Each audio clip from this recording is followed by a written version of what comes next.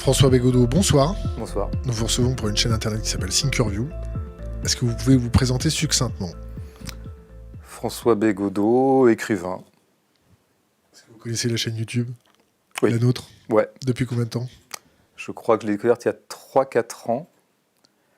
Et je crois que depuis, j'ai dû voir les 3/4 des entretiens. Ouais, monsieur. Bienvenue à la maison. Ça fait tellement plaisir de voir la famille.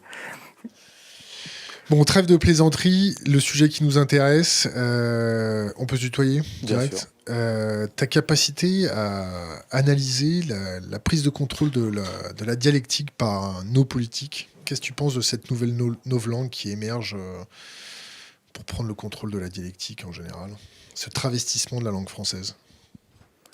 Je pense que c'est quand même un peu une vieille affaire que les pouvoirs imposent une langue, déforment la langue, paradisent la langue et essaient surtout de créer des courts-circuits entre un signe verbal, et son référent, c'est-à-dire ce qu'il dit. Ils mettent des courts-circuits, c'est comme ça, c'est le principe de toute falsification. Parce que je pense que le pouvoir est fondamentalement falsificateur. Je veux dire, c'est pas d'hier. Hein. Alors, c'est vrai que ce qui est un peu fascinant par rapport à notre époque maintenant, c'est que la novlangue, elle est issue du management. Ça, c'est surtout ça, moi, qui me frappe. Hein. Bourdieu en avait déjà fait le diagnostic à la fin des années 70, hein, donc tout ça n'est pas nouveau. Disons que je pense qu'avec l'arrivée de Macron, alors, définitivement, le management a été installé au pouvoir et sa langue. Mais sa langue avait déjà infiltré tout un tas de domaines. Moi, je le raconte assez souvent. La première fois que je me suis rendu compte de la façon dont la langue managériale était en train d'infiltrer tout un tas de domaines, c'était pas dans une entreprise, parce que j'ai jamais bossé dans le privé, en tout cas pas stricto sensu, c'était pas, je dirais, dans une start-up ou que sais-je, c'était dans l'éducation nationale, où j'ai passé 10 ans. Et là, j'ai vu arriver la rhétorique du projet, par exemple, dont Franck Lepage a su bien traiter le problème. Donc c'est ça, je pense que tout transformer transformer un pays en entreprise, bon, bah, c'est tout de suite, c'est une langue qui permet de redessiner les contours du champ social. Bon, alors c'est vrai que là-dessus, tous les citoyens, peut-être a fortiori les intellectuels, s'ils peuvent servir un peu à quelque chose, si on leur attribue une certaine compétence pour parler comme les managers sur les mots, bon, peut-être que les intellectuels peuvent aider à déconstruire la déconstruction, à remettre un petit peu de réel dans la falsification générale. La guerre, c'est la paix? La guerre, c'est la paix. J'aime bien tes aphorismes de Lao Tzu. Moi, je dirais et inversement, hein, parce que ça marche à tous les coups, et inversement. Bon, il y a cette vieille idée que la guerre et la politique continuent par d'autres moyens. On peut dire aussi que la politique et la guerre continuent par d'autres moyens. Enfin, ça marche dans tous les sens. C'est-à-dire que, en tout cas, ce que je retiendrai de tout ça, Clausewitz et compagnie, c'est que, et ce qui me semble très important, et tout à fait une contre-indication je dirais, au macronisme, au libéralisme en général d'ailleurs, c'est-à-dire que le champ social est toujours conflictuel. Voilà. Un champ social, c'est un champ de rapport de force.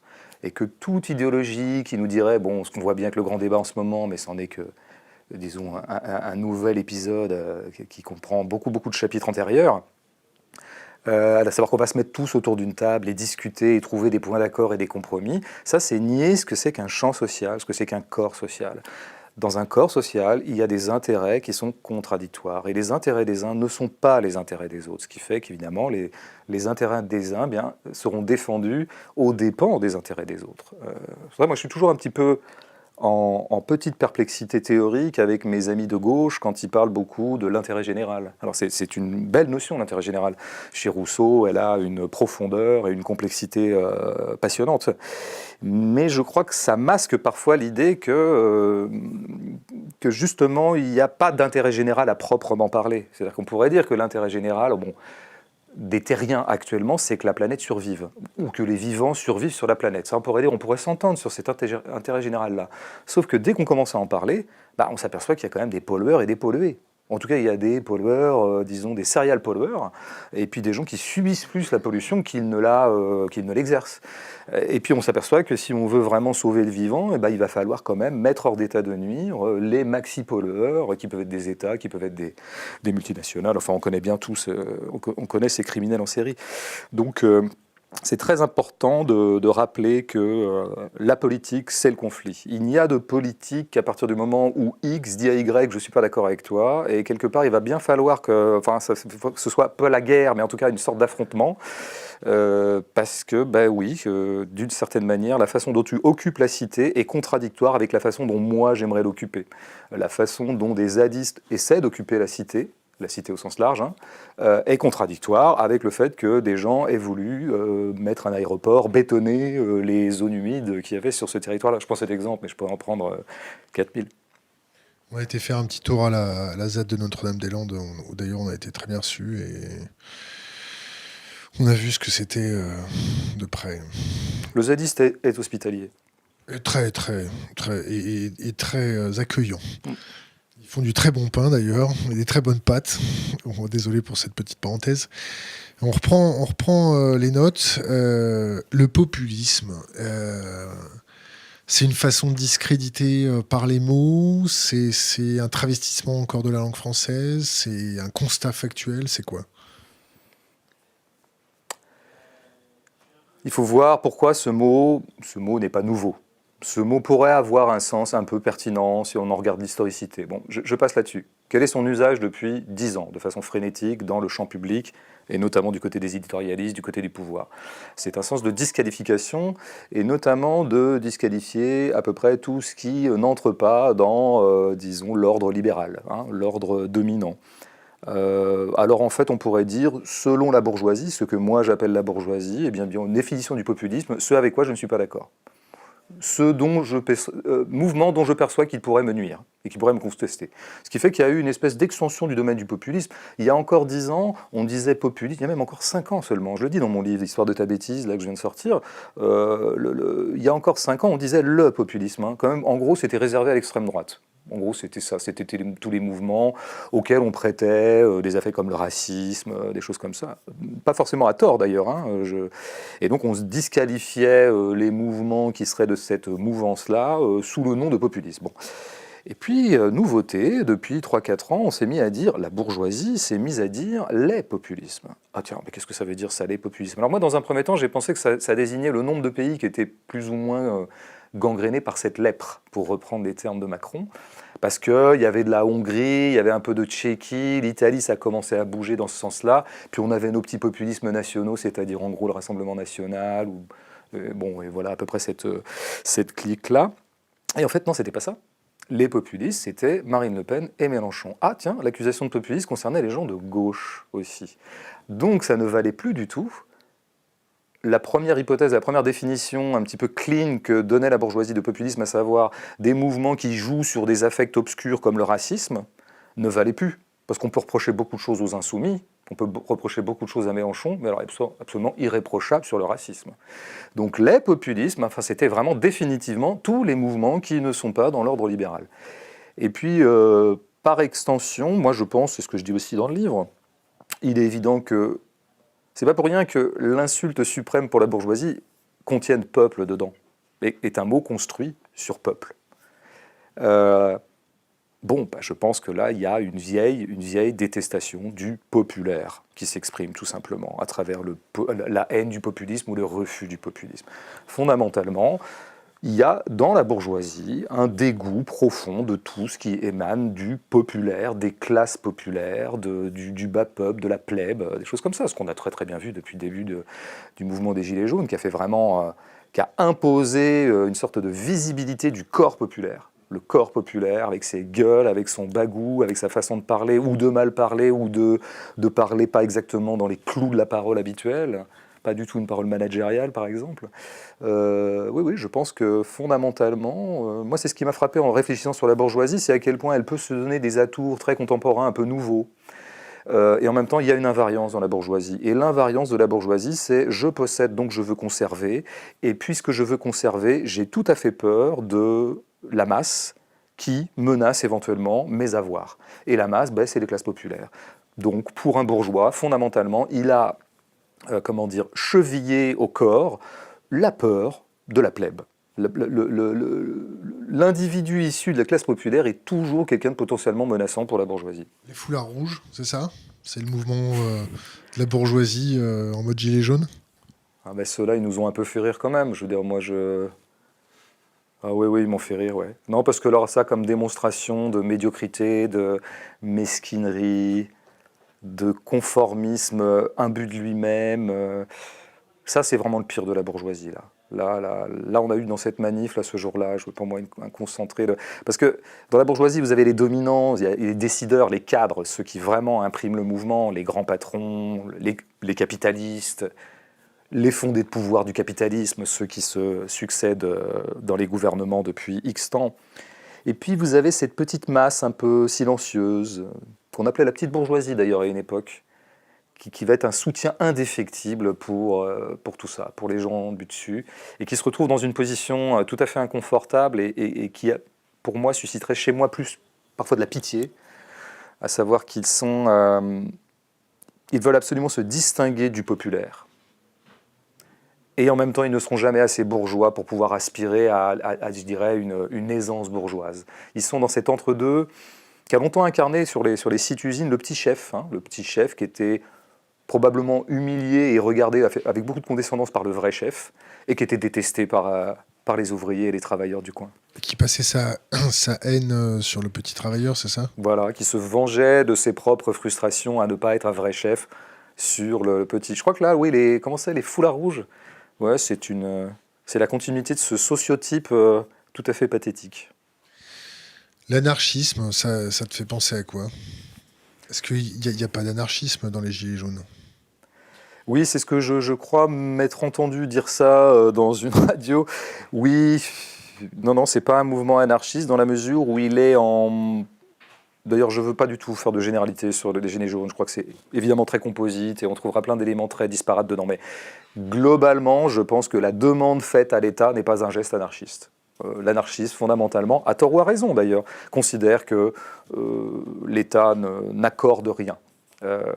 Et que d'ailleurs il ne faut rien lui demander en fait. Il faut rien lui demander. Il faut organiser soi-même un certain nombre de choses, de collectifs, de sites sociaux autogérés, de ZAD, pourquoi pas, et on s'organise. Bon, c'est ça quand même le pari anarchiste, hein. C'est le pari de la commune contre l'État.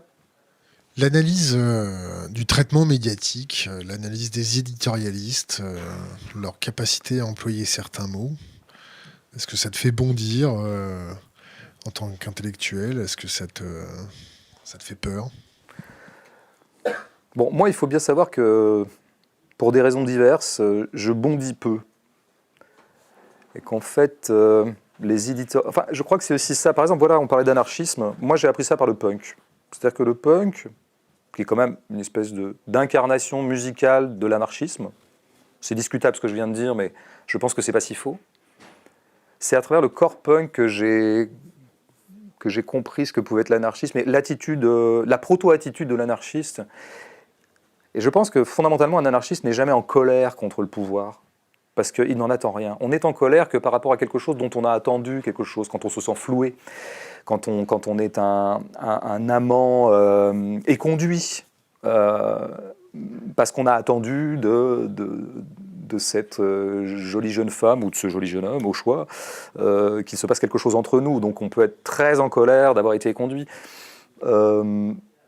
Je pense que ces éditorialistes, il faut s'en moquer d'abord. Ça, c'est vraiment le premier geste pour moi, anarcho-punk. C'est vous êtes ridicule. C'est pas vous êtes scandaleux, c'est même pas vous êtes indigne, c'est même pas vous faites du mal, même s'ils sont à peu près tout ça. C'est que d'abord, vous êtes ridicule, les gars. Et que la première chose que j'ai à dire à cette clique, c'est « j'ai vraiment pas envie d'être comme vous.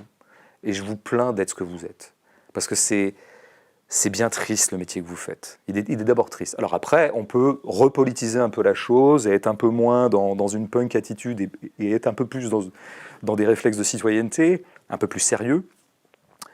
Oui, ces gens-là font du mal. Ces gens-là, objectivement, font du mal, puisqu'ils ont leur rond de serviette sur tous les plateaux de télé et qui répandent le poison de l'idéologie. Et je crois que ça marche, quoi. C'est-à-dire qu'une des raisons de notre impuissance politique générale vient du fait qu'effectivement, ces gens-là ont insinué dans les cerveaux tout un tas de choses. Mais je crois qu'ils ne sont pas les seuls. Il ne faut pas négliger aussi le fait que dans l'intoxication générale, il faut évidemment incriminer des individus, des certaines positions. Par exemple, un éditorialiste de BFM, bon voilà, qui serait un peu l'emblème de ça. Mais il ne faut pas oublier que des institutions aussi nous intoxiquent. Hein. Je veux dire, je pense que l'école nous intoxique. Nous sommes tous des multi-intoxiqués par 15 années d'école.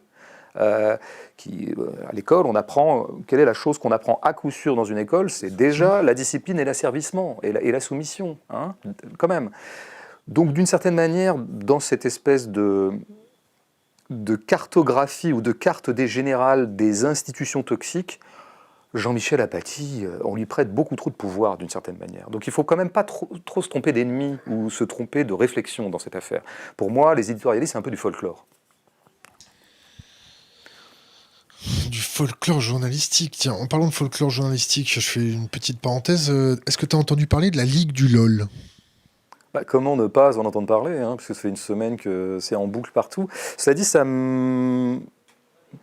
parmi les trucs qui parfois sont comme ça, produisent une sorte d'hystérie virale, il y en a qui vraiment parfois suscitent chez moi un désintérêt total. Celui-là m'intéresse quand même. Ça m'intéresse à plus d'un titre parce que je dirais que... Alors là, dans le genre, je pense que c'est la brigade du LOL, ou comment ça s'appelle déjà là? La Ligue du LOL. La Ligue.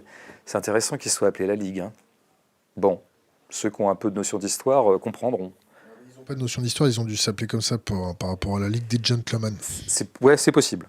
Et en même temps, peut-être qu'un inconscient a opéré en eux, un vieux souvenir de leur révision du bac, où ils ont quand même vu le défilé des ligues en 1934. Mais bon, est-ce qu'il n'y a pas un inconscient fascisant qui se traîne chez eux? En tout cas, ce qui me passionne dans cette affaire, bon, d'abord, ils sont quand même exactement le sociotype que j'ai essayé de décrire dans l'histoire de ta bêtise. Donc merci les gars de fournir de l'illustration en chaîne à ce livre.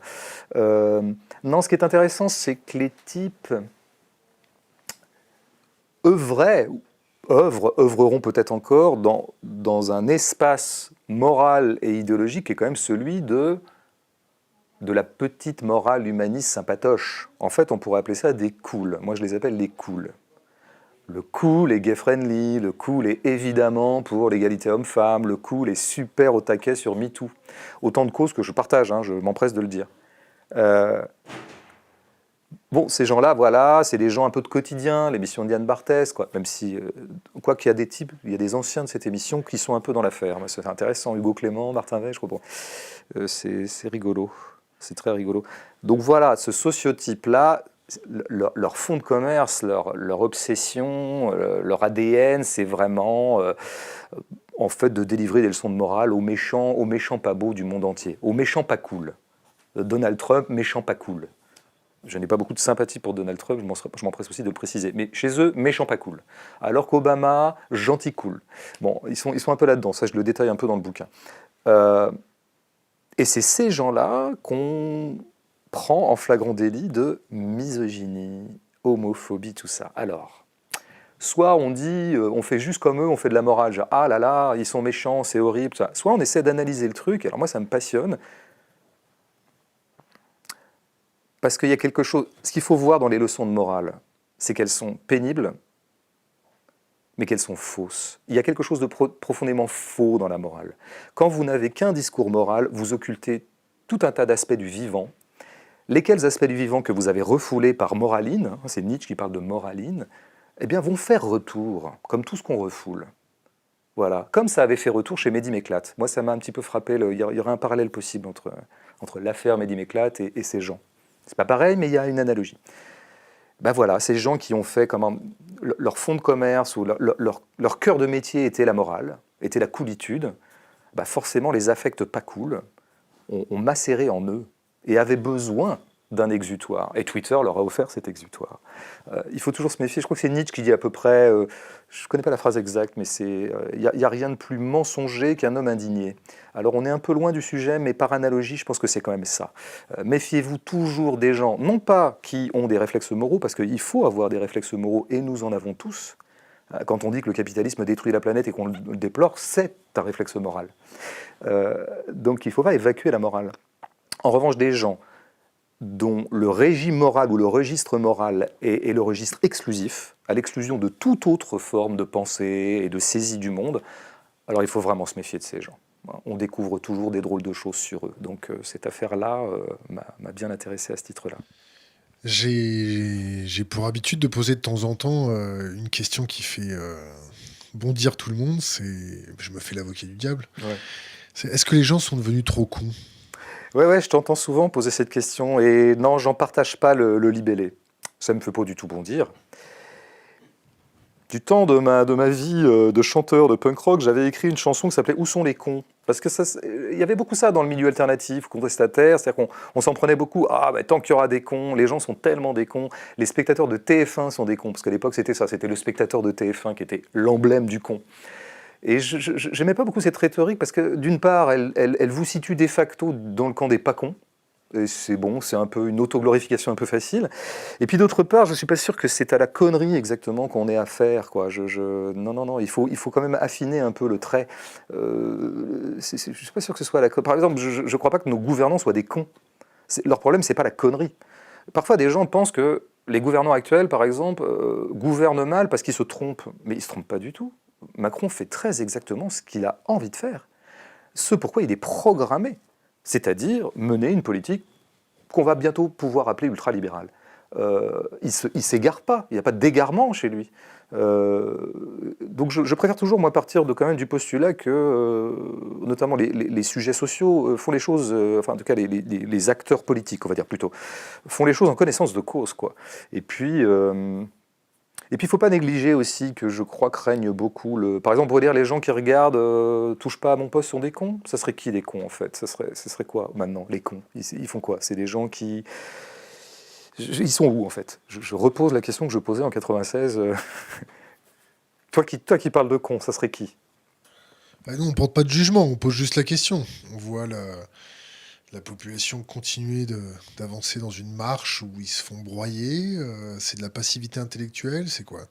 Moi, je préfère toujours essayer de prendre les phénomènes sociaux comme des phénomènes organiques et physiques. Bon. Qu'est-ce qui a construit notre impuissance politique ou qu'est-ce qui a construit effectivement je ne vais pas dire une bêtise politique, mais disons une inéducation politique. Je préfère le dire comme ça. C'est-à-dire que pourquoi n'y a-t-il pas eu éducation politique? Ou émancipation politique, en tout cas d'individu à individu. Bon, ils se sont dit, parce que les gens sont des cons. Mais non, la connerie, c'est un effet, c'est pas une cause. Alors la cause, c'est quoi? Je pense quand même que c'est l'embrigadement général. Je crois. Est-ce qu'on laisse vraiment le temps à un jeune homme ou une jeune femme de 14 ans de s'éduquer ou de s'émanciper? Pour l'instant, je mets les deux verbes en parallèle, alors que je suis plutôt enclin à les opposer d'habitude. Mais disons de s'émanciper. Non, on est en permanence pris dans des emplois du temps. C'est pas rien l'école quand même, qui nous dépossède de milliers d'heures. Alors il paraît qu'on y apprend des choses. Il semblerait que non, puisque vous voyez le résultat. En tout cas, presque, je dirais, 100% des bacheliers sortent avec une éducation politique proche du zéro. Et quand des bacheliers, des gens de 18 ans, ont une éducation politique, une formation politique, c'est-à-dire un certain nombre de repères politiques, ou ont contracté l'habitude de penser politiquement les choses, c'est parce qu'ils l'ont appris en dehors de l'école. Alors ça s'est fait comment? Par rencontre, par conditionnement familial aussi parfois. Moi, ça a été mon cas.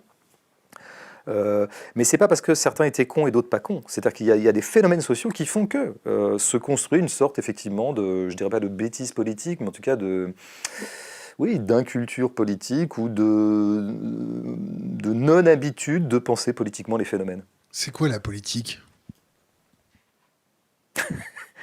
Alors en général, les gens à la télé ils disent c'est l'art de la cité parce que police, comme disaient les Grecs. Bon. Alors, je vais essayer d'être un tout petit peu moins, routinier. Non, en tout cas, je sais où sont les gestes fondamentaux de la politique. Les gestes fondamentaux de la politique, c'est j'habite une cité, j'ai un problème dans cette cité, quelque chose dysfonctionne, quelque chose ne va pas, ou en tout cas, il y a un écart ou un hiatus entre mon désir et l'existant, et donc je fais valoir ce hiatus. Je le fais valoir auprès d'autres citoyens habitant la même cité. Peut-être qu'eux aussi auront un hiatus, mais qui ne sera pas exactement le même que le mien, donc nous en discutons, nous délibérons, et peut-être que de cette délibération ressortira une décision. C'est ça, l'acte politique. Alors après, ça peut mener si j'obtiens pas gain de cause, peut-être que je peux me donner des moyens un peu plus brutaux, un peu plus violents, ça dépend des époques et ça dépend de l'adversité. Mais je crois que c'est fondamentalement ça, il y a du dissensus, comme dirait Rancière, hein. Nous ne sommes pas tous d'accord sur la façon d'habiter la cité, donc nous en discutons. Et si, ma foi, il apparaît que nos intérêts ou nos désirs ou nos opinions sont incompatibles, eh bien, ça se jouera dans un peu plus de conflictualité. Si je te dis la violence est la force des faibles et commence où s'arrêtent les connaissances. Ouais, je t'ai déjà entendu dire ça, vu que je suis ton premier fan, et donc je connais je connais enfin, non, toutes tes pensées. Il y a un bingo sur Internet. Moi, il faudrait lancer un quiz un jour, Thinkerview, tu vois, et je suis candidat. Enfin, Fonction exponentielle, raconte. Non. Non, la violence est la force des faibles. Écoute, moi, je ne suis ni pour ni contre cette phrase, simplement, je me tiens à distance de ce genre d'énoncé à cause de leur généralité. Parce que, est-ce que tu dirais que la violence qu'ont exercée récemment les Gilets jaunes dans la rue est la force des faibles? Je ne suis pas sûr. Peut-être qu'on pourrait dire que d'avoir recours à une violence aussi, je dirais, aussi peu organisée, aussi mal articulée, est le symptôme du fait que décidément le rapport de force n'est pas en leur faveur. Ça je pourrais plutôt le dire de cette façon-là. Quand on a recours à ce genre de violence-là, finalement assez symbolico-folklorique, archaïque. Oh, barbare, ça je sais pas. Moi j'ai rien vu de très barbare dans les mouvements des Gilets jaunes. Je provoque. Oui. Attends, les mecs ils enfoncent une porte de ministère. Moi je suis assez d'accord avec Juan Branco. Pour moi c'est quand même le geste politique de l'année, quoi. Donc non, il n'y a rien de barbare dans tout ça. En revanche, on peut dire que c'est du point de vue du rapport de force général, où c'est quand même, on est en train d'engager un rapport de force avec un ordre existant qui a pour lui la police et l'armée. Il est évident que ces gestes de violence sont dérisoires, anecdotiques. En revanche, ils font symptôme du fait que précisément on a du mal à instituer un rapport de force un peu plus conséquent. T'as vu notre interview de Juan Branco ou pas? Oui. Bon, il avait quand même un prisme de lecture très acéré et très prémonitoire sur les Gilets jaunes. Comment tu vois l'avenir de notre pays? À court terme, moyen terme? Là, je suis pas très très bon en avenir, moi. Je suis assez bon en présent. Ça, c'est un truc que je maîtrise assez bien. Le passé, pourquoi pas. L'avenir... T'anticipes quoi? Moi, je suis très à l'écoute, y compris d'ailleurs ici, de gens qui sont les seuls qui sont à même de nous donner de faire de la pensée prospective, c'est des gens qui s'occupent d'énergie, voilà, ça m'intéresse. Mais là-dessus, moi, je n'ai rien à dire. Je ne peux que me mettre à l'écoute d'eux. Eux, ils ont les moyens de dire des choses. Bon. Quant à moi, sur l'avenir proche, politique, etc., sur les gilets jaunes, ça, je ne sais pas quoi dire. Ce que je peux constater, c'est que je pense quand même que là, il faut être lucide, quoi. Il n'y a quand même pas beaucoup de gens de gauche dans ce pays. Voilà. Et je pense qu'il n'y en a jamais eu si peu depuis l'après-guerre. Donc, faute de combattants, en tout cas, le combat n'aura pas lieu dans les mois à venir. Ça, c'est sûr. Après, bon, peut-être qu'il y a des choses qui se sèment et qui finiront par germer, pour reprendre une poésie que je déteste. Mais voilà. C'est quoi un mec de gauche?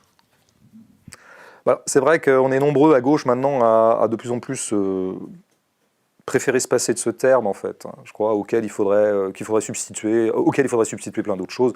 Moi, je préfère dire que j'ai toujours un peu pensé dans l'espace anarcho-marxiste, enfin voilà, en agitant d'ailleurs cette polarité qui est très passionnante. Hein. Si vous avez un cerveau, une partie du cerveau qui est marxiste et une autre partie du cerveau qui est plutôt anarchiste, ça dialogue bien entre les deux.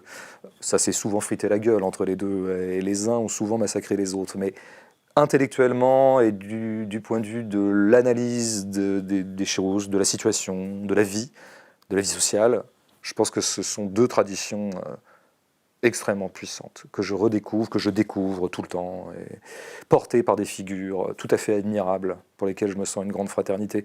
Donc oui, bon, je crois que, comment dire, être de gauche, bon, non mais, enfin, c'est considérer que, allez, on va le dire les choses simplement, c'est considérer que, 1, le capitalisme est fondamentalement destructeur, et que 2, qui est une petite conséquence du 1, le capitalisme n'est pas amendable. Voilà. Si vous considérez que le capitalisme est amendable, bah écoutez, reformez le Parti socialiste et puis amendez-le. Et puis perdez, et ridiculisez les classes populaires une nouvelle fois. Bon, le capitalisme n'est pas amendable. Alors, est-ce que pour autant il est révolutionnable? Est-ce qu'il est dépassable? Ça, c'est une question. En tout cas, ce dont je suis sûr, c'est qu'il n'est pas amendable. Il mènera à la destruction qui est contenue dans son programme. Si tu te retrouves dans une pièce avec Emmanuel Macron, tu lui poserais quoi comme question ou tu lui ferais quoi? Ah, je sais très bien ce que je lui poserai comme question. Et d'ailleurs, j'en meurs d'envie. Et j'ai bien envie de le cuisiner là-dessus et de l'emmerder. Et ça va te décevoir parce que c'est mes petites marottes à moi de littéraire. Hein.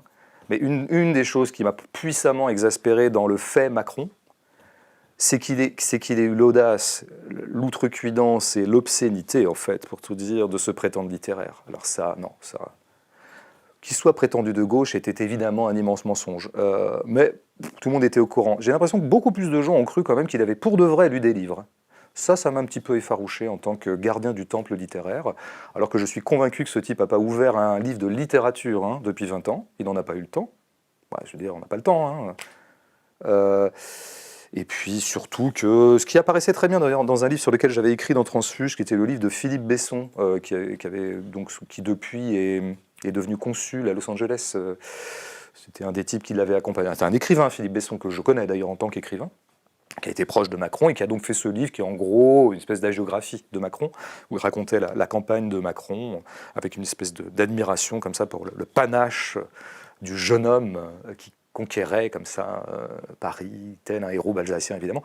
Et ce qui apparaissait d'ailleurs au grand désespoir de Philippe Besson, qui lui a des goûts littéraires plutôt portés sur une certaine modernité, c'est plutôt un fan de Duras ou des choses comme ça, il désespérait de constater qu'en fait Macron avait une culture extrêmement archaïque et ringarde en littérature, et qu'en fait elle s'était constituée sa culture, je veux dire comme nous tous, comme disons la culture littéraire de base de tout le monde, à savoir le bac de français, quoi, quand on étudie un texte de Stendhal, et voilà, il s'était arrêté au 19e en gros, quoi. Donc oui, si j'avais la chance, le bonheur d'avoir Macron sous la main, je lui disais Manu, je dirais Manu, t'as lu quoi là ces 15 dernières années? Pour de vrai, hein, pas pour de faux. Et puis s'il me répond à un titre, eh ben, je lui dirais vas-y, fais-moi le résumé et parle-moi, quoi. Quand Emmanuel Macron parle d'irénisme, ça te fait penser à quoi? Il a parlé d'irénisme à propos de quoi? Oh, j'ai un trou de mémoire là. Ouais. Ouais, de toute façon, irénisme, irénique, c'est quelque chose qu'essuient beaucoup les loulous de mon genre qui prétendent que peut-être un jour on pourrait dépasser la propriété privée. Donc bon, moi je l'ai entendu, peut-être pas au collège-lycée, parce que là le mot n'était pas à la mode à l'époque, mais c'est quelque chose qu'on entend, c'est un reproche qu'essuient beaucoup les gens qui ne se contentent pas de l'existant. Donc oui, bon, je pense que lui, en tant qu'à l'ENA et ailleurs, je pense que ça devait être le mot favori de ses compagnons pour désigner tout ce qui était à gauche d'eux, en fait, quoi. Dès que vous... Alors que c'est fondamentalement ce qu'il faut bien affirmer aussi, c'est que les utopistes, c'est eux. Hein. Moi, je pense que les utopistes, les plus grands utopistes du moment, et qui se trouvent être aussi par ailleurs les plus nuisibles des utopistes, sont les libéraux. Ce sont quand même des gens qui considèrent que vraiment, en continuant à marchandiser à peu près l'ensemble de la planète, on va s'en sortir, quoi. C'est eux les utopistes. Hein. C'est eux qui croient que, par une espèce de magie d'autorégulation du marché, la prédation générale va mener à une espèce de... va s'équilibrer, va mener à une espèce d'assainissement de la situation de tous. Bon, c'est eux les utopistes. Moi, je pense qu'il faut, nous, qu'on revendique absolument, et ça, Ruffin est très bon pour ça, notre truc à nous, à la gauche radicale, pour parler en ces termes-là, c'est le réel. C'est là qu'on est fort. Où Marx est très fort, c'est sur le réel. C'est pas la puissance utopique de ce que Marx a activé, parce que des utopies, il y en a eu plein. Hein, mais je pense que notre valeur ajoutée intellectuelle et analytique, c'est la puissance de captation du réel que représente cette tradition de pensée.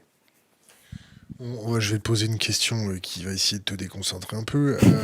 La géopolitique, t'y pannes quoi? À peu près rien, donc c'est pour ça que je regarde cette chaîne.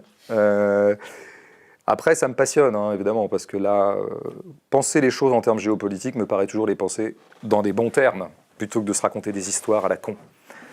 Donc de savoir que... je ne suis pas sûr, hélas, qu'on ait contracté ce genre de réflexe à l'école ou ailleurs. Mais de prendre la question syrienne où le bordel syrien par le bout du gaz et du pétrole me paraît toujours une façon beaucoup plus pertinente que de le prendre par les oppositions culturelles, religieuses ou autres, qui ne sont jamais qu'une espèce d'habillage des phénomènes géopolitiques ou géoéconomiques. Voilà. Donc je ne suis pas extrêmement documenté, mais dès que je peux, je me documente là-dessus, puisque pour moi, c'est le bon bout. Si tu te retrouves dans une pièce avec Sarkozy... Toi, tu veux absolument me mettre dans une pièce avec des blaireaux, en fait. C'est ça ton fantasme. Non, Sarkozy, moi, du temps où mes amis étaient en boucle sur Sarkozy, moi, j'ai jamais été obsédé par lui, en fait. C'est pas quelqu'un qui m'énervait plus que les autres. Je vais même te dire un truc, il m'est arrivé parfois non pas de le défendre, mais de le dédouaner un minimum, parce que je trouvais qu'il y avait du popu chez lui, un peu. Mais du vrai popu, hein, pas du faux popu pour faire...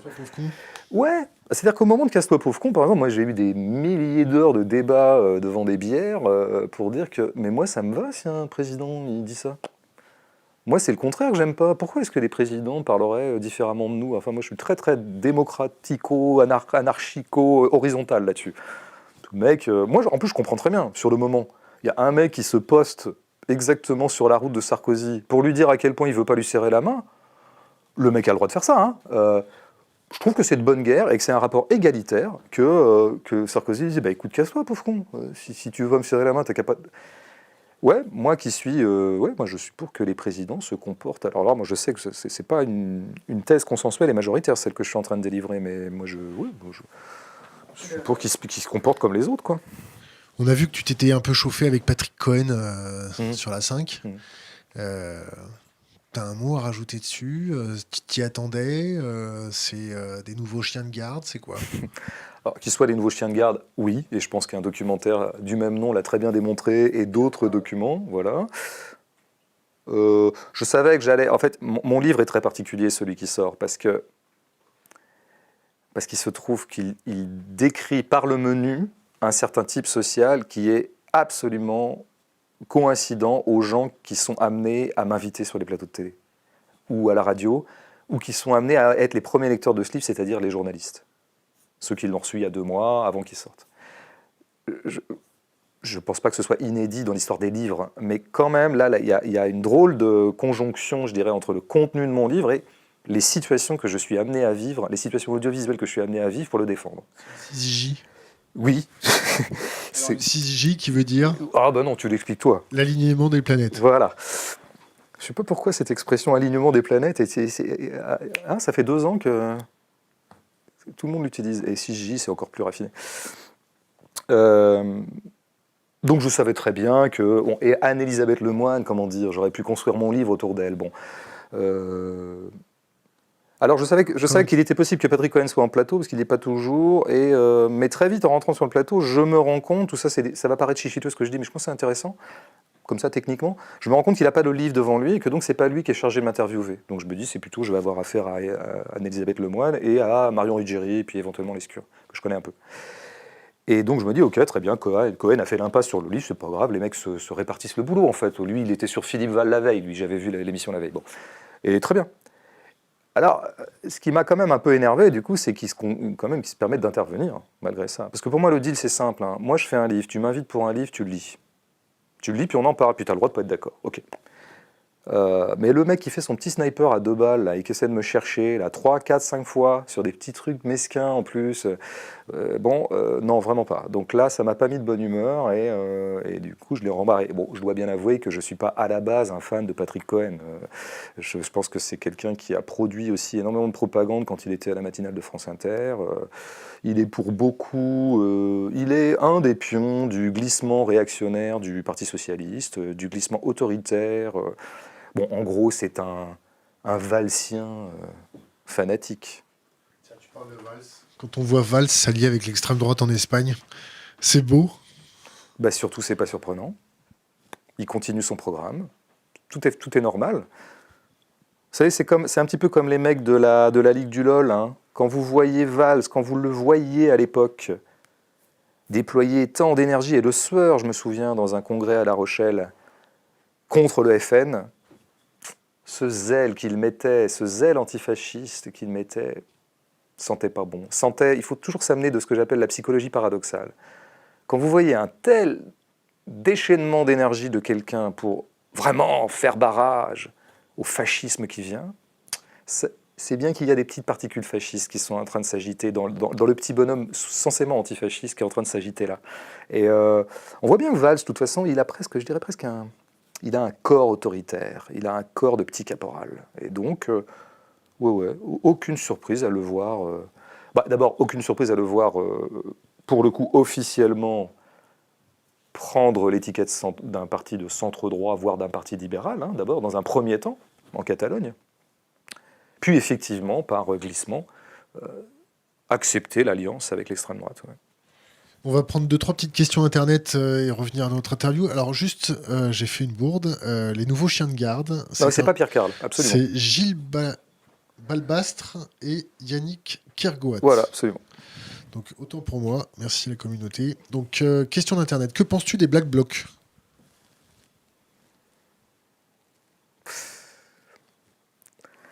Alors je pourrais dire adhésion esthétique, c'est sûr. Adhésion esthétique. Et je crois que parmi eux, je pourrais avoir plein de copains si on se retrouvait à discuter. Je pense qu'à mon avis, on doit avoir beaucoup de repères en commun. Que penser après des Black Blocs comme puissance politique, comme force politique ? Est-ce que c'est la bonne méthode ? Est-ce que c'est pas la bonne méthode ? J'aurais presque envie de dire que j'ai pas d'opinion sur la question. Alors, extrait du livre, tu tiens l'élection pour le lieu exclusif de la politique. Je tiens que la politique a lieu partout, sauf là. Explique-nous ça un peu. Le vote, c'est le contraire de la politique, tout simplement. Alors, Chouard dit un truc bien, il distingue bien le vote et l'élection. Il a raison, hein, et à ce titre-là, il sauve le vote. Parce que quand je vote, au moins, je vote pour une décision. Je vote, je vais voter pour... Enfin, en tout cas, c'est possible. Il peut y avoir une certaine négociation du vote qui fasse que je vote, par exemple, pour... abolir la propriété, je veux dire ça. L'élection, j'élis des personnes. Et en plus, l'élection, c'est quand même intéressant que le terme central de notre système pseudo-démocratique soit l'élection. Hein. C'est-à-dire quand on élit quelqu'un, ça désigne des élus. Mais dans une vieille rhétorique, les élus sont ceux qui se distinguent, vous savez, parce qu'ils sont élus. Alors, fut un temps, ils étaient élus... par providence divine, enfin en tout cas par intervention divine. Le doigt de Dieu se posait sur l'élu. Maintenant on est élu forcément par le peuple, mais quand même que ce soit le même terme est quand même très très intéressant. Donc ça c'est un procédé oligarchique et aristocratique, donc ça serait l'hypothèse Chouard que je partage. Mais fondamentalement ce que Chouard dit un peu moins et que moi je dis, c'est que ce qui me frappe dans l'acte même de voter, c'est à quel point il est, disons, physiquement et gestuellement le contraire des gestes rudimentaires de la politique que je décrivais tout à l'heure, à savoir se rassembler, parler, décider. Se rassembler, parler, décider. Quand je vote, je m'isole, je me mets dans un isoloir, je ferme ma gueule. D'ailleurs, ce qu'on ne dit pas aussi, et nos amis républicains antifascistes là, ne le disent pas, mais il faut bien voir aussi qu'un acte aussi peu engageant pour le corps, aussi peu impliquant pour le corps, et aussi peu impliquant tout court, hein, c'est-à-dire que je vote en loose-dé, favorise tout à fait le fait que je dépose des crottes dans l'enveloppe, hein, que je peux déposer des crottes racistes. Donc, eux qui sont tellement attachés à leur petit système représentatif qui n'a de nom, enfin qui n'est démocratique que par l'effet d'une falsification, devraient quand même voir que, oui, je pense que, entre autres dommages collatéraux, ce système-là, ce protocole qui s'appelle voter, mettre un truc dans une enveloppe, favorise l'accès au pouvoir des partis fascistes. L'élection européenne, t'en penses quoi ? J'en pense que déjà, je ne vais pas y aller. J'en pense qu'on élit un Parlement alors qu'on sait très bien qu'il n'a aucun pouvoir et que tout est dans la Commission. Laquelle Commission, je pense, est en rapport avec d'autres formes de puissance. Ceux qui veulent participer à ce cirque participeront.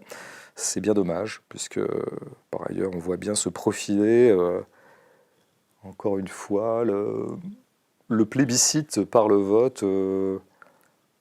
de deux partis pour lesquels j'ai pas beaucoup de sympathie, à savoir le Parti libéral et le Parti fasciste. Le Brexit, le Frexit, le Italixit, on sort pas, on fait quoi? Je vois pas comment on peut s'interroger sur le capitalisme et de ne pas en passer à un moment ou à un autre par l'interrogation quant à l'euro. Il reste encore beaucoup de gens à gauche qui refusent absolument de considérer cette question par une espèce de vieux tropisme internationaliste que je partage. Mais je crois qu'ils oublient que parfois il y a des luttes provisoires, il y a des luttes contingentes, il y a des enjeux, il y a des sous-dialectiques dans la dialectique fondamentale. Oui, fondamentalement, nous sommes internationalistes, il ne faut pas lâcher là-dessus. Mais de façon un peu plus contingente, de façon, il y a des micro-luttes qui peuvent se passer. Et je crois qu'effectivement, la ligne de front ouverte par la question de l'euro est une ligne de front tout à fait intéressante, quoi. Mais ça, c'était un petit peu un débat. Marx et Engels sont beaucoup interrogés là-dessus quand ils ont vu arriver les premiers mouvements d'indépendance dans les pays colonisés, bon, qui étaient embryonnaires à l'époque. C'était des germes de mouvements indépendantistes ou de mouvements donc nationalistes pour simplement obtenir une indépendance nationale. Assez vite, Marx et Engels qui ont un premier réflexe pour dire ils se trompent de cause. L'idée, c'est quand même pas une revendication d'avoir un pays. L'idée, c'est l'union de tous les prolétaires. Et assez vite, maintenant, Marx et Engels écrivent des textes assez d'ailleurs visionnaires, disant que non, on peut passer par ces enjeux provisoires pour ensuite arriver à des stratégies plus internationales. Donc oui, je pense que la ligne de front ouverte par la question de l'euro et par le souverainisme, me paraît, il faut la jouer. Souverainisme. Souverainisme, c'est... J'ai entendu Natacha Polony ici même, il y a, je ne sais plus quand je l'ai écouté, hier ou avant-hier en replay. Je n'ai rien à ajouter à sa définition de la souveraineté. Elle a tout à fait raison de dire que la souveraineté, c'est la démocratie. Je vois une parenthèse purement auto pour nous, on va dire. Vas-y. T'as vu notre émission avec Tancred Ramonet sur l'anarchisme? Oui, évidemment. Mais moi, j'avais vu son docu avant. Sur Arte. Ouais.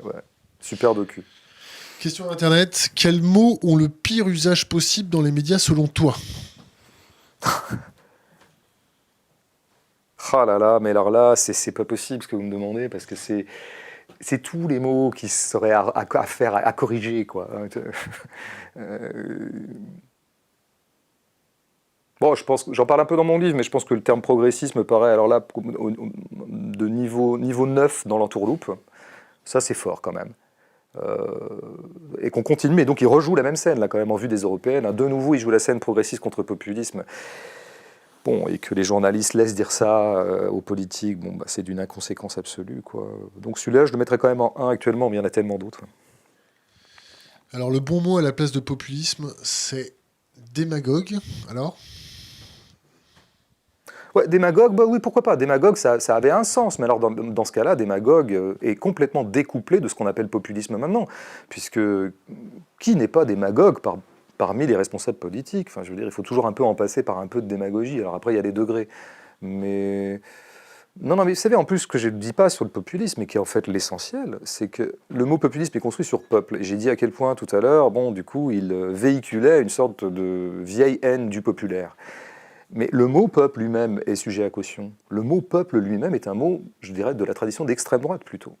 Je veux dire, moi, dans ma tradition de pensée, dans le continent amical dans lequel je circule, on ne dit pas peuple, on dit les classes populaires, les classes dominées, les classes inférieures, le prolétariat, la classe ouvrière, la classe des employés, la classe des subordonnés. Tout ça est beaucoup plus précis et beaucoup plus pertinent que peuple. Alors là, moi, je ne sais pas ce que c'est. C'est que le peuple.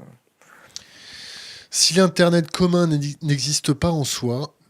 Ah, pardon, quoi? Ah, si l'intérêt... Oh, désolé. Si l'intérêt commun n'existe pas en soi, comment on le construit? Non, tout à l'heure, j'ai parlé d'intérêt général, ou alors j'ai eu un moment d'inattention par rapport à ma propre langue. Et précisément, il y a une autre notion que je préfère d'ailleurs à cette notion d'intérêt général, encore une fois, qui me pose toujours un petit problème, c'est la notion de commun, qui est revenue un peu en force aussi, dans un certain champ intellectuel. La notion de commun, ça c'est intéressant. Oui. Qu'est-ce qu'on peut considérer qui appartienne au commun dans une société donnée? Oui, là ça m'intéresse parce que c'est plus concret. Alors, est-ce qu'on considère par exemple que la santé c'est le commun?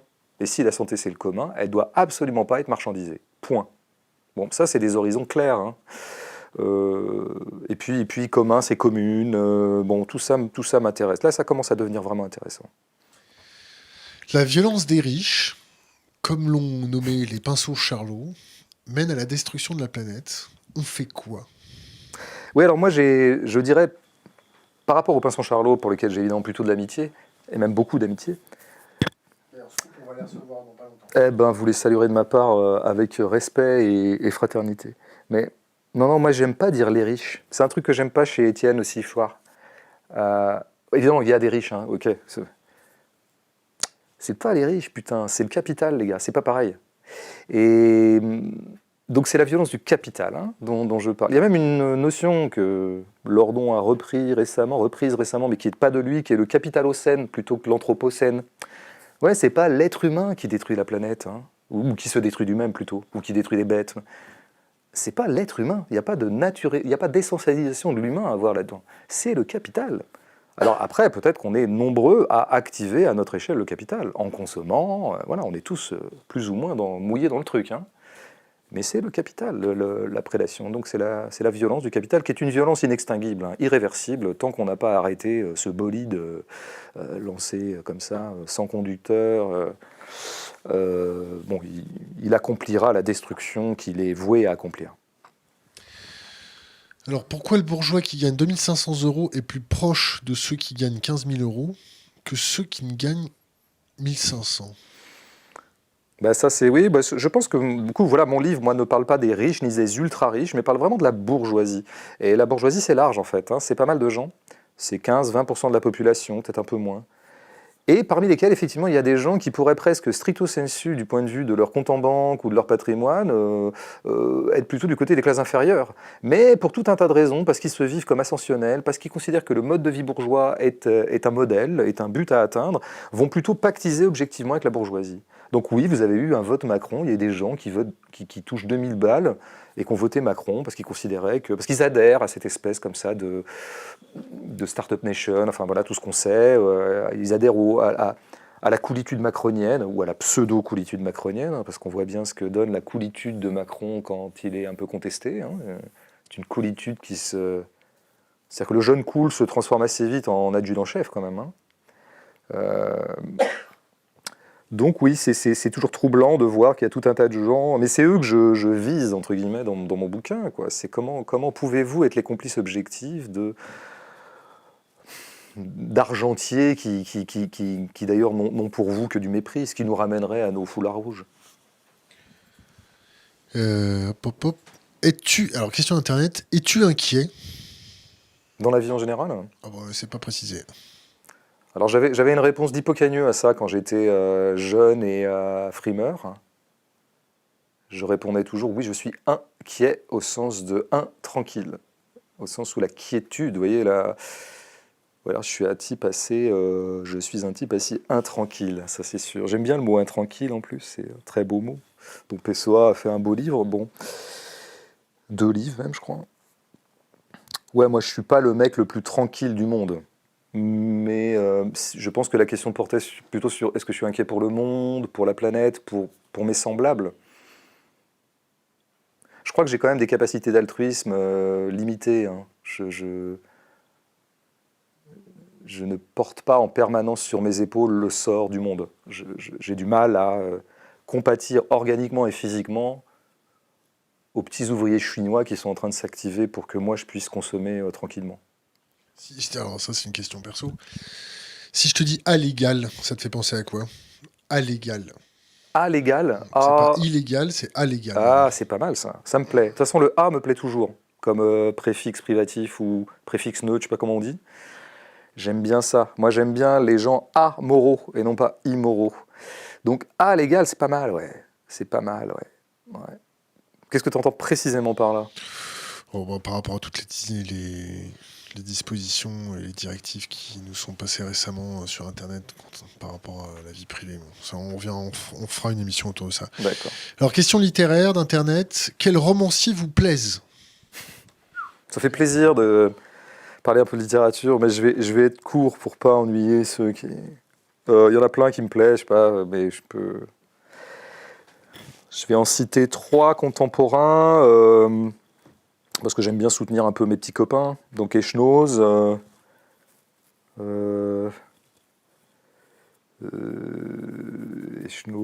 Philippe Vassek, que j'aime beaucoup, qui écrit chez Fayard. Et puis, il y en a tellement. Je pourrais citer Quintane, Nathalie Quintane aussi. Elle n'est pas romancière. Et puis sinon, dans la tradition, je suis assez banal. Moi, j'aime Kafka, Dostoïevski, Faulkner, les romans de Beckett, beaucoup. Et puis le roman du 19e aussi. Je partage ça avec Emmanuel, notre président. Je suis un grand lecteur de Flaubert et compagnie. Est-ce que tu veux qu'on aborde un sujet en particulier ? Un sujet en particulier? Écoute, non, là, ça ne me vient pas directement. Non, je sais pas, j'ai plein de sujets sur lesquels je pourrais avoir mon mot à dire, mais non, ça ne me vient pas. Alors, 2 questions Internet. Si tu fais beaucoup de plateaux télé, qu'est-ce qui te garantit de ne pas devenir un éditorialiste ? Et autre question, comment on s'organise pour penser contre soi-même? Un conseil, une méthode. Alors là, il y a vraiment 2 questions très différentes pour moi. Bon, il faut savoir que moi, par rapport à la télé, il faut bien reposer les choses. Moi, je n'ai pas écrit des livres pour aller à la télé, moi. Je vais parfois à la télé pour défendre les livres que j'écris et pour lesquels j'escompte un peu de lecteurs, ce qui est un peu la moindre des choses pour un écrivain. Il a envie d'être lu, puis il a envie aussi de pérenniser sa situation économique, donc pour ça, il a besoin de vendre un peu. Bon. Donc là-dessus, il fait un peu le truc d'aller à la télé, parler du livre, citer le titre. Parfois, c'est pas joyeux, parfois, c'est vraiment d'un petit niveau intellectuel, mais bon, ça fait partie du jeu. Donc, il ne faut quand même pas se méprendre. En revanche, il y a une époque, mais je le raconte aussi dans le livre, parce que je parle beaucoup de moi dans le livre, dans l'histoire de ta bêtise, et j'essaie de raconter comment, finalement, j'aurais pu à un moment être happé par la bourgeoisie. Et puis ça n'a pas eu lieu. Alors j'essaie de m'expliquer à moi-même comment se fait-il que j'ai pas été happé par ça. Parce qu'à un moment, pendant 2 ou 3 ans, j'ai fait des chroniques à la télé. Je faisais une chronique livre à la matinale de Canal. Et puis j'ai participé à l'émission Le Cercle où je parlais de cinéma.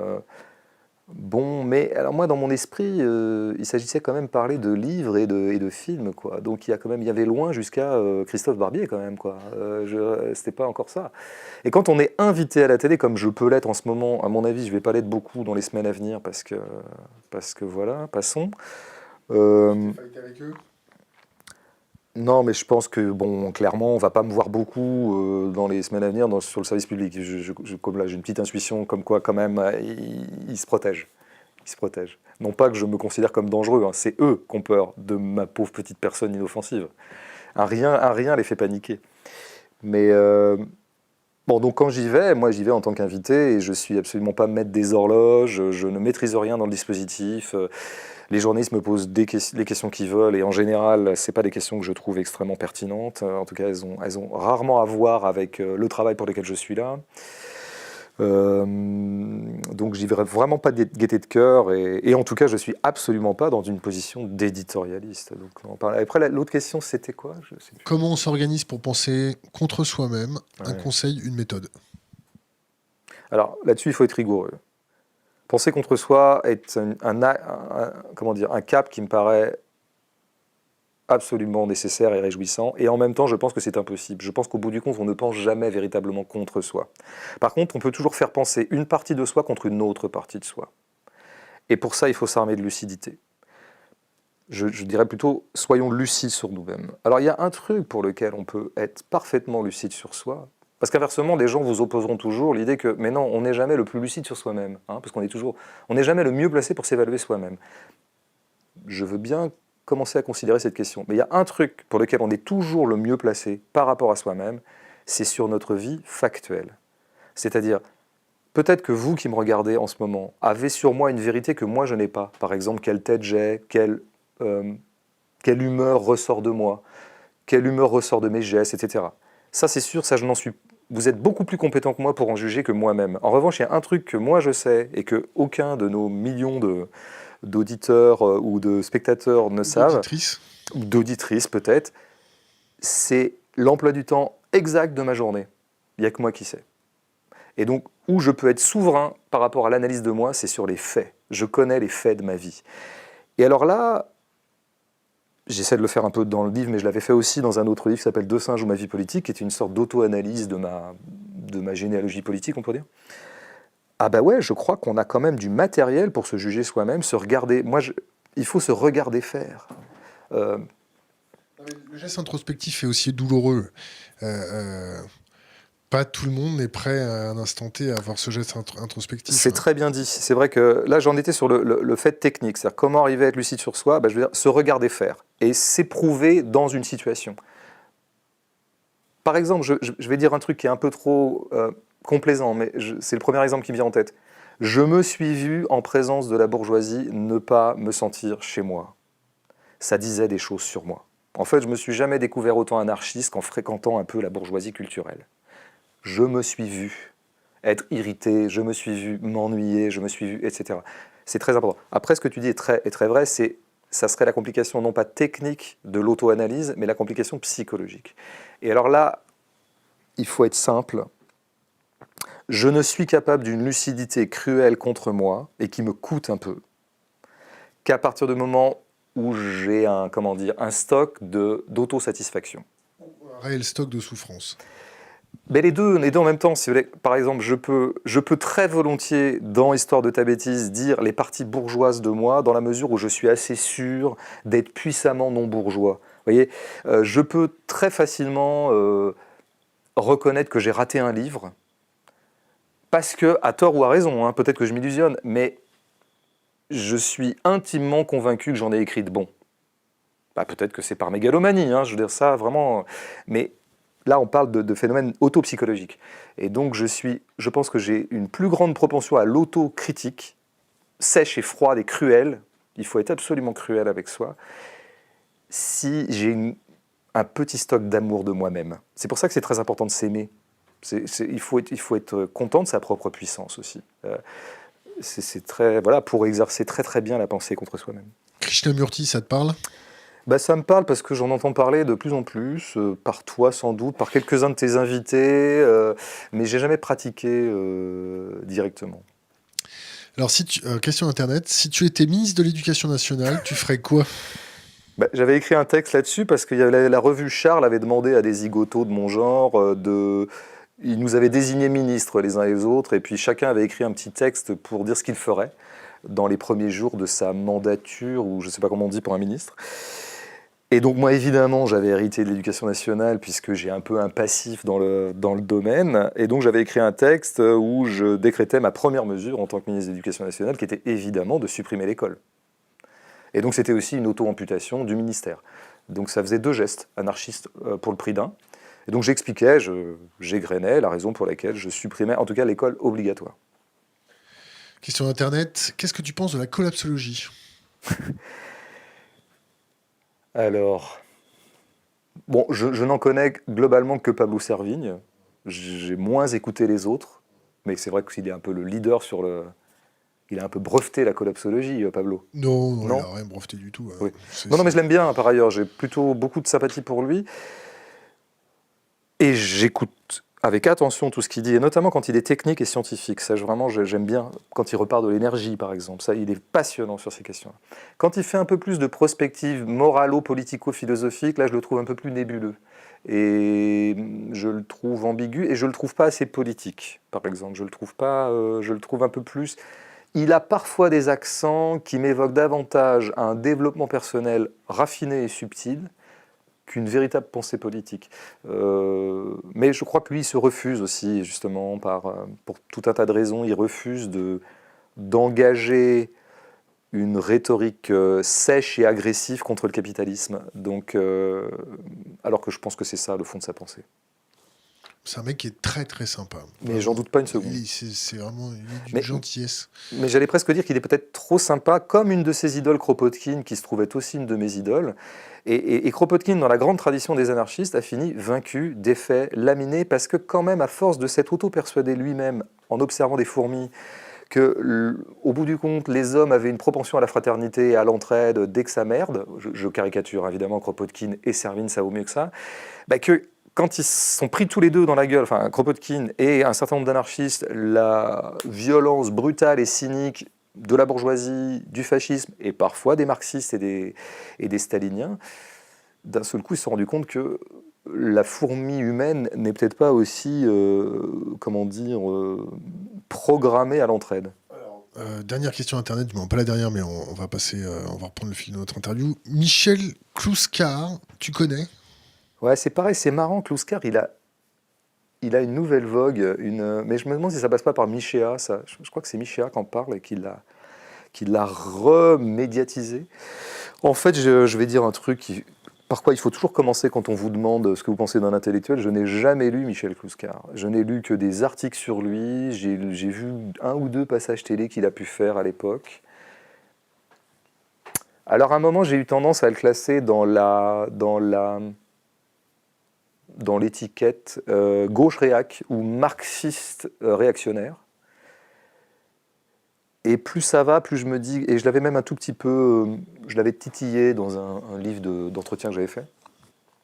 Je pense que je serais moins sévère maintenant avec lui, parce qu'il est quand même très passionnant, ce monsieur, notamment sur la consommation. Si vous voulez, en gros, je ne devrais pas m'aventurer là-dedans, mais je vais faire court, parce que, encore une fois, je ne connais pas assez bien sa pensée. Mais globalement, ce que je percevais chez lui, c'était quelque chose que j'ai perçu chez beaucoup de gens de gauche qui ont glissé réac, c'est qu'on commence à incriminer la consommation, et on finit par incriminer les consommateurs, ce qui nous reviendrait à notre débat sur les cons.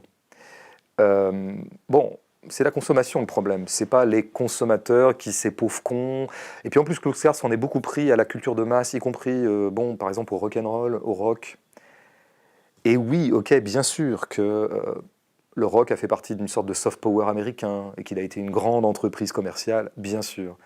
Est-ce que pour autant, je ne dois pas laisser une petite porte? Sinon, si c'est pas le cas, moi, toute ma vie se trouve niée. Hein. Mais une petite porte, c'est vrai que le type achète un album de rock parce qu'il est conditionné à l'acheter et parce qu'il y a eu un marketing pour le faire acheter. Ok, très bien. Mais après, le type se retrouve tout seul dans sa chambre et il passe en boucle cet album. Et il y a une chanson sur cet album qu'il adore particulièrement, la 7, voilà, sur un CD. Voilà. Et il y a un moment, il y a 20 secondes dans cette chanson qui lui provoque une jouissance extraordinaire. Dans cette chanson des Clash, comme moi quand j'avais 15 ans. Ou dans cette chanson de NoFX, comme moi, hier, dans ma chambre.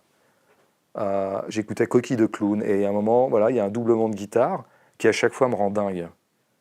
Cette dinguerie-là, elle m'est venue par le marketing, par le commerce, même pour un groupe punk rock comme NoFX. Mais cette dinguerie-là, le système l'aura pas. Elle est en excès par rapport au système de production-consommation dans lequel j'ai été pris. Je trouve que c'est ça que les penseurs comme Clouscar ont du mal à c'est la petite nuance qu'ils n'ont jamais.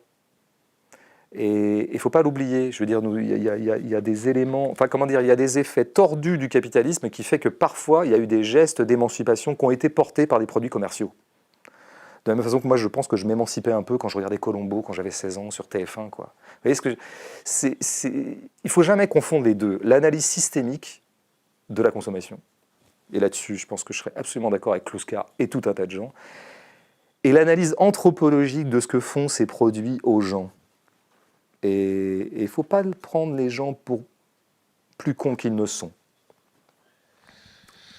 Propagande, ça te fait penser à quoi? Tu mettrais tout de suite, là, comme ça? Si je te dis propagande, ça te fait penser quoi? Emmanuel Macron, Vladimir Poutine, Donald Trump, Kim Jong-un J'étais chez Tadei il n'y a pas longtemps, et il a dit, comme souvent, Frédéric Tadei, quand même, un des intervieweurs les plus intelligents qu'on ait connus, quand même, bon bref, il a dit un truc pas mal, parce il invitait un type qui venait de sortir un bouquin sur la propagande, et qui ciblait, comme par hasard, en priorité, Poutine, Trump et Kim Jong-un, ou des trucs comme ça.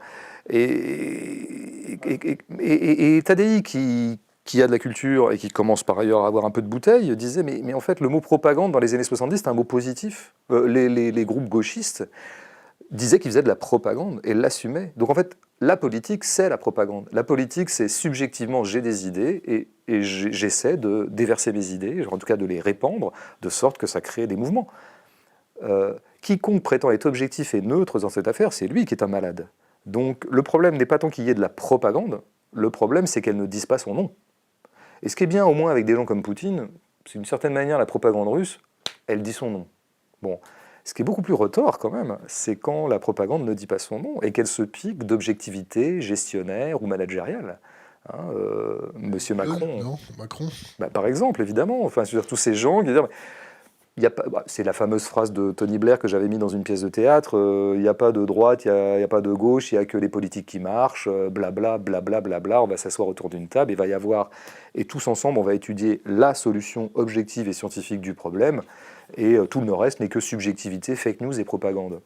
Il faut qu'ils sachent, ces gens, qu'ils sont subjectifs, ils ont une vision très orientée du monde, et ils ne cessent d'en faire la propagande, parfois malgré eux, mais parfois en connaissance de cause. Hanouna chez Schiappa, du moins Schiappa chez Hanouna. Moi, j'ai pas regardé beaucoup, j'ai vu que des extraits après. Non, mais déjà, moi, je pense que déjà la réponse est déjà contenue dans la question. Schiappa chez Hanouna, bon, je pense que le rire est intrinsèque. Si tu devais nous poser une question. C'est une question que vous a déjà posée un mec que j'aime beaucoup, qui s'appelle Schneiderman, que je trouve un très grand journaliste. Et Qui a fait un bon bouquin, d'ailleurs. Ouais, que j'ai pas lu d'ailleurs, mais que je l'ai entendu en parler 3-4 fois, notamment ici. Et ouais, il a commencé par vous poser la question que n'importe quel mec ou nana conséquent qui passe ici devrait vous poser. C'est quoi votre modèle économique? Alors là, on passe en mode pro. On paye tout le monde maintenant. Bien. Y compris moi. On est entièrement financé par la communauté. On va payer 20% de taxes tout de suite sur ce qu'on reçoit. Et on va essayer cette année de faire fonctionner la chaîne YouTube sur ce modèle-là, c'est-à-dire autofinancé par notre propre communauté. On va essayer de continuer sans pub, sans ça. Qu'est-ce qu'on peut te dire d'autre Moi, j'aurais une autre question, alors, parce que tu dis la communauté, ce qui suscite énormément de fascination chez plein de gens. Les gens sur Tipeee et les gens sur nos réseaux sociaux. Je vois bien, mais non, quand même, tu vois bien. Les hackers ont un pouvoir d'achat beaucoup plus important que la majeure partie des gens. Ouais. Ben c'est ça justement, est-ce que tu aurais le profil type du membre de la communauté? C'est-à-dire, en gros... Bah si, il y en a toujours un, il y a toujours une tendance lourde. C'est comme si je te dis, si je vais à Nuit debout en 2016, le profil type c'est un jeune homme de 28 ans qui fait des études de sociaux... Le profil type c'est ingouvernable. On dirait une réponse de politique. Oui. Ingouvernable. Non, mais là, oui, d'accord, tu me fais le profil psychologique type. Mais quel est le profil sociologique type? Il n'y en a pas, t'es sûr? Bon, si tu me le dis. On s'est fait emmerder à l'école, peut-être, non? Ah, c'est ça, vous êtes des enfants martyrs. Est-ce que tu écoutes... non, on n'est pas martyrs, non. Est-ce que tu écoutes Kerry James? Question d'Internet. Non, mais c'est une erreur, je crois. Et ça fait longtemps qu'on en parle, on en parle beaucoup. J'ai lu quelques-uns de ses textes, parce qu'on m'a souvent dit du bien de ses textes. Et de fait, ça m'a pas déplu ces textes, mais j'écoute pas parce que ma période d'attention prêtée au rap est derrière moi quand même. J'en écoute plus beaucoup. Ça remonte à combien de temps ton dernier joint? Ah là là, c'est vieux parce que parce que j'ai arrêté hyper tôt. En 92, j'ai dit à mes potes, j'avais 21 ans, j'ai dit à mes amis non, moi je vais plus faire ça, ça va. C'est pas mon truc. C'est mal. Non, c'était pas la drogue, c'est mal. Je pense que d'autres drogues étaient beaucoup plus ajustées à moi. Mais l'ayahuasca? Je sais pas, mais j'ai assez peu exploré ce domaine. Mais je pense que non, le shit. Je parle pas du shit, je parle de l'herbe. Ouais, de l'herbe, ouais. Non, mais enfin, il y avait indifféremment l'un et l'autre qui tournaient à l'époque. Et non, c'était pas ma. Ça, c'est peut-être mon côté vendéen, indécrottable. Moi, je suis quand même resté... Le truc, c'est la bière, quoi. Voilà. Oh putain, les gars, vous avez encore des... Ah, ça, c'est une très bonne question, mec. Pardon. Est-ce que tu as lu la trilogie du Comité Invisible? Oui, évidemment. Je suis censé en dire quelque chose? Et alors? Bon, d'abord, le mec qui écrit ça, ou les deux, ou les trois, je sais pas, ou les 10. Allez, on va faire semblant de... Ou la nana. Ou la nana. À une plume. C'est 3 livres, je dirais presque de haute littérature. Et c'est leur grande qualité, c'est leur grand défaut. Parce que Coupa, puisqu'il est dans le coup... Qui te dit ça? A tendance à mimer un tout petit peu trop son idole de bord. Voilà, ça c'est pour le texte lui-même. Maintenant, ils ont des analyses. Alors après, on peut discuter des heures sur le contenu. Je les trouve trop injustes et trop routinièrement hostiles à des gens comme les Insoumis, tout ça. Je trouve que ces bisbilles-là qui ont une profondeur, elles sont plus d'actualité. Enfin, comment dire, c'est pas la priorité, quoi, d'aller emmerder les Insoumis. Mais en même temps, il y a des micro-analyses dans ces 3 livres qui sont absolument géniales. Notamment dans le second. Alors, c'était À nos amis, le second, où je confonds. Il y a Demain qui est le 3e. Ouais. Dans À nos amis, j'ai été impressionné par quelques pages qui étaient des pages analytiques. Hein, quand ils analysent les rapports de force, quand ils prennent une entrée, d'ailleurs. Bon, on peut être fier d'avoir ça dans notre littérature intellectuelle contemporaine. L'insurrection qui vient. Je crois que ça a été un bouquin hyper important pour tout un tas de gens, mais pas moi. Je pense que ça a été hyper important pour des jeunes gens entre 18 et 25 ans qui ont lu ce truc-là, autour de 2008-2009, je ne sais plus quand c'était exactement. C'était un peu avant, parce que l'affaire Tarnac, c'est un peu avant. Et je crois que ce livre a été fondamental, quoi. Enfin, a activé beaucoup d'énergie militante et contestataire. Donc, à ce titre-là, c'est respect. Est-ce que tu as lu Le Crépuscule de Juan Branco? Oui. Et alors? Moi, j'adore. Alors, si je croisais Juan demain, on s'est croisouillé il n'y a pas longtemps par hasard, mais il faudrait qu'on prenne un verre plus long ensemble. Je dirais d'abord que j'adore ce bouquin, que c'est un bouquin nécessaire, etc. etc. Je pense que c'est un bouquin qui est très largement quand même embourbé de l'intérieur par sa volonté stylistique. Il a quand même voulu faire un peu de grand style, alors que je crois qu'il tenait entre les mains un grand livre factuel. Des faits, des noms, des réseaux qui s'est tissé très très bien. Bon, alors si on arrive à frayer son chemin à travers cette boursouflure stylistique, c'est un peu injuste ce que je dis, mais voilà, c'est pour aller vite. L'édition va être expurgée de tout ça. Bah c'est parfait. Alors là, enfin, on aura le grand livre qu'il avait entre les mains, parce qu'il est dans une position géniale, Juan, parce qu'il a vu des choses de l'intérieur et il les ramène. C'est un traître à sa classe, enfin, ça produit toujours les meilleurs, ça. On arrive à la fin. Hélas. 3 bouquins à conseiller et un conseil pour les jeunes générations. Bon, alors les bouquins, je vais dire les premiers qui me viennent, allez, comme ça, ça sera en pilote automatique. Je dirais Les Carnets du sous-sol de Dostoïevski, Lumière d'août de Faulkner et, allez, un français. Bon... Attente de Dieu de Simone Veil, qui est un bouquin que j'ai découvert récemment, enfin il y a dizaines d'années, qui ne cesse pas de me hanter, comme diraient les comédiens quand ils parlent du rôle dont ils sortent. Et un conseil aux jeunes générations, c'est ça le truc. Hein. Une bouteille à la mer, quelque chose d'impérissable. C'est ça, ouais. Alors je vais un peu faire chier d'abord. Prends tout ton temps. J'ai 2 problèmes avec la question, tu as un conseil aux jeunes générations. C'est pas une question. Oui, enfin avec l'invitation à... Enfin, j'ai 2 problèmes avec cette formulation. Premièrement, c'est le conseil. J'ai toujours un peu de mal à donner des conseils. Et alors, encore moins je dirais, de vieux à jeunes ou d'adultes à moins adultes. Je ne crois pas à cette scission. Je détestais quand j'avais 15 ans que les adultes se prévalent d'une expérience qui les fonde à me donner des conseils. J'aimais pas ça. Et moi, maintenant que je suis passé du côté adulte et que je me suis rendu compte de l'intérieur qu'adulte, ça n'existait pas, que c'était une fiction, vraiment, je déteste céder à mon tour à cette fable et prendre mon neveu entre 4 yeux et dire, tu sais petit, écoute tonton. Je me vois ne pas aimer ça. Donc en fait, j'aimerais plutôt faire part à des jeunes gens et à des vieux du conseil que je me donne à moi-même, tous les jours. Tous les jours, la lutte quotidienne et concrète, hein, là cette fois on est dans du concret, c'est une lutte pour le temps.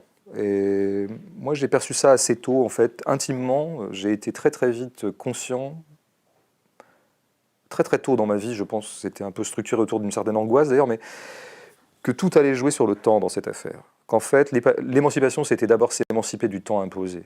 Et c'était arracher du temps à soi au temps préquadrillé par la société. Et c'est très concrètement à ça qu'on a affaire, en fait, nous les individus. C'est arracher du temps. On nous impose des emplois du temps. à l'école, hein. Après on arrive, hein, les études, pareil, un emploi du temps. Et puis on arrive sur le monde du travail, et là, on vous impose une grille horaire, etc. Enfin, un emploi du temps, qui ne porte pas ce nom, mais qui est... Et alors, qu'est-ce qui vous reste comme temps à vous, quoi? Bon. Ça a été déjà mon vrai problème quand j'avais 20 ans. C'était comment est-ce que je vais réussir à gagner ma vie en gardant mon temps? Donc là, ça a été beaucoup de calculs de ma part. Bon. Parce que moi, je voulais garder du temps pour lire, pour écrire, pour regarder des films, pour étudier de la musique, pour boire des coups avec mes copains et mes copines. Bon, Pour la sérendipité. c'est ça. Voilà, mode, attention aussi, hein, celui-là. Hein, il arrive en force, lui. Hein. Moi, je l'ai appris il y a 3 semaines, donc ouais. Avec frugalité, non? Ah non, frugalité, ça va. Je possède ça depuis longtemps. Sérendipité, ouais. C'est ça, sérendipité? Ouais. Donc, arracher du temps. Et donc, l'adversité à l'époque, c'était le monde du travail. Et c'est toujours ça. Quel temps je vais donner au capital, en fait, hein, celui qui me demande des heures de travail, en échange de quoi il me rétribuera, il me rémunérera, et en échange de quoi je pourrai manger, bon. Alors la chose, c'est quand même compliqué depuis 15 ans, hein, parce qu'avant, quand on rentrait chez soi, qu'enfin on pouvait rentrer chez soi, on avait affaire à une adversité qui était... déjà, il était quand même 19h, donc est-ce qu'il me restait du temps pour moi? Et deuxièmement, est-ce que j'aurais l'énergie? Est-ce que cette saloperie de travail n'allait pas me poursuivre jusque chez moi par la fatigue? Eh ben ouais, en fait, souvent on rentre chez soi, on est crevé. Et du coup, on voulait lire un livre, en fait, non, on va pas lire un livre, on va regarder la télé, on va faire un truc comme ça un peu plus passif. Alors ça a été la grande difficulté, mais c'est ajouté à ça une autre difficulté redoutable, c'est que le capital et autres forces obscures m'ont poursuivi jusque chez moi par l'intermédiaire d'objets technologiques. Alors ça, c'est nouveau quand même. J'arrive chez moi, je viens de quitter mon patron, mon N+1 ou mon je sais pas quoi. J'arrive chez moi, merde, j'ai un ordinateur, quoi. Il est connecté à tout un tas de trucs, y compris à des choses qui renvoient de la publicité ou qui requièrent mon attention. Hein, parce que l'économie de l'attention, tout ça, Stigler en a très bien parlé ici et puis ailleurs. Alors là, c'est la lutte qui commence, là. Et c'est une lutte physique. Hein. C'est une lutte physique. Comment je peux accorder l'attention que je veux à ce que je veux et non pas me laisser capter mon attention par tout un tas de choses qui m'aimantent. Ça, c'est très concret ce que je dis. Hein. C'est pas des vues de l'esprit, c'est pas... Et moi, c'est une lutte concrète que j'ai. Alors moi, je viens du XXe siècle, hein, donc j'ai des armes pour ça. Je suis habitué à ce que j'appelle le métabolisme de la lecture, de l'attention longue portée à des objets comme un film qui fait 1h 3/4, ou à un livre de Kafka qui demande 12 heures de lecture. Je suis habitué, mais même moi, je me vois parfois intoxiqué, et même moi, je me vois parfois aimanté par ces trucs-là. Donc je me dis que ça doit être d'autant plus redoutable pour les mecs qui ne viennent pas du XXe siècle comme moi, quoi. En tout cas, qui ne viennent pas du même siècle.